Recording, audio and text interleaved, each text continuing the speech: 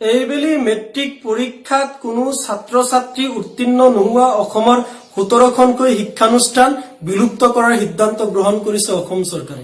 অসম চৰকাৰৰ শিক্ষা বিভাগৰ মাননীয় মন্ত্ৰী ডক্টৰ হিমন্ত বিশ্ব শৰ্মাই এই কথা ঘোষণা কৰিছে।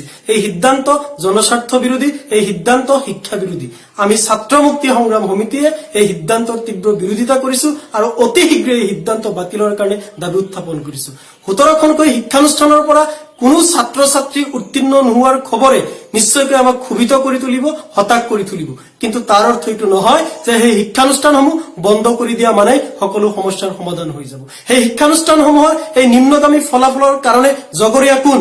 নিশ্চয়কৈ সেই স্কুলৰ আন্তঃগাঁথনিৰ কোনো সমস্যা থাকিব পাৰে, নিশ্চয়কৈ সেই বিদ্যালয়সমূহত প্ৰয়োজনীয় শিক্ষক নিযুক্তিৰ সমস্যা থাকিব পাৰে, নিশ্চয়কৈ সেই বিদ্যালয়সমূহত কৰ্মৰত শিক্ষাগুৰুসকলে দায়িত্ব পালনত কৰবাত নহয় কৰবাত গাফিলতি কৰিছে, ছাত্ৰ ছাত্ৰী আৰু অভিভাৱকসকলৰ মাজতো কৰবাত নহয় কৰবাত সজাগতাৰ অভাৱ আছে, বা সেই অঞ্চলটোত এক সুস্থ শৈক্ষিক পৰিৱেশৰ অভাৱ হৈছে, বা সেই অঞ্চলসমূহৰ বিদ্যালয় পৰিদৰ্শকৰ আচলতে কৰবাত নহয় কৰবাত দায়িত্ব পালনত গাফিলতি কৰিছে। আৰু দীৰ্ঘদিন ধৰি শিক্ষা বিভাগৰ দায়িত্বত থকা মন্ত্ৰী হিচাপে ডক্টৰ হিমন্ত বিশ্ব শৰ্মা ডাঙৰীয়াও এই ব্যৰ্থতাৰ দায়িত্ব কিন্তু পালন কৰিব লাগিব, এই ব্যৰ্থতাৰ দায়িত্ব কিন্তু তেওঁ গ্ৰহণ কৰিব লাগিব।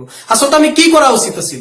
সেই বিদ্যালয়সমূহত কৰ্মৰত শিক্ষাগুৰু, ছাত্ৰ সমাজ আৰু অভিভাৱক সমাজৰ লগ লাগি সন্মিলিত প্ৰচেষ্টাত সেই বিদ্যালয়সমূহৰ সমস্যাসমূহ দূৰ কৰি সেই বিদ্যালয়সমূহত সুস্থ শৈক্ষিক পৰিৱেশ কেনেকুৱা ধৰণে ঘূৰাই আনিব পাৰি আৰু কেনেকুৱা ধৰণে ভাল ফলাফল লাভ কৰিব পাৰি তাৰ কাৰণে আচলতে ব্যৱস্থা গ্ৰহণ কৰা উচিত আছিল। কিন্তু তাকে নকৰি মন্ত্ৰী শৰ্মা ডাঙৰীয়া নিজৰ ব্যৰ্থতা ঢাকিবলৈ আৰু আনৰ ওপৰত দুখ চাপি দি তেওঁ শিক্ষানুষ্ঠানসমূহ বিলুপ্ত কৰাৰ কাৰণে যে সিদ্ধান্ত গ্ৰহণ কৰিছে, সেই সিদ্ধান্তৰ জৰিয়তে আচলতে কাক লাভান্বিত কৰিব বিচাৰিছে? আমি সকলোৱে জানো যে এই চৰকাৰখনে চৰকাৰী ৰাজহুৱা শিক্ষা ব্যৱস্থাটো ধ্বংস কৰাৰ কাৰণে এটাৰ পিছত আন এটা সিদ্ধান্ত গ্ৰহণ কৰিছে।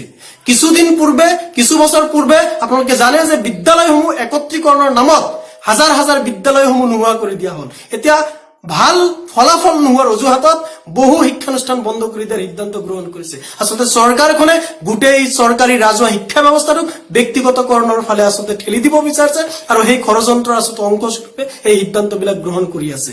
আৰু ব্যক্তিগতকৰণৰ ফালে ঠেলি দি শিক্ষাটোক পণ্য সামগ্ৰীলৈ ৰূপান্তৰ কৰি ব্যৱসায়িক বণিক গোষ্ঠীৰ হাতত আচলতে তুলি দিব বিচাৰিছে। আচলতে এইটো এটা বৃহত্তৰ ষড়যন্ত্ৰৰ অংশ। গতিকে আমি পুনৰ ছাত্ৰ মুক্তি সংগ্ৰাম সমিতিয়ে চৰকাৰখনক সকীয়াই দিব বিচাৰিছো আৰু দাবী উত্থাপন কৰিব বিচাৰিছো যে বিদ্যালয়সমূহ বিলুপ্ত কৰি নহয়, বিদ্যালয়সমূহত থকা সমস্যা সমাধান কৰি ছাত্ৰ, অভিভাৱক আৰু শিক্ষাগুৰুসকলৰ সন্মিলিত প্ৰচেষ্টাত সেই বিদ্যালয়সমূহত সুস্থ শৈক্ষিক পৰিৱেশ ঘূৰাই আনক আৰু কেনেকুৱা ধৰণে ভাল ফলাফল লাভ কৰিব পাৰি তাৰ কাৰণে প্ৰয়োজনীয় ব্যৱস্থা গ্ৰহণ কৰক, এই দাবী আমি উত্থাপন কৰিছো।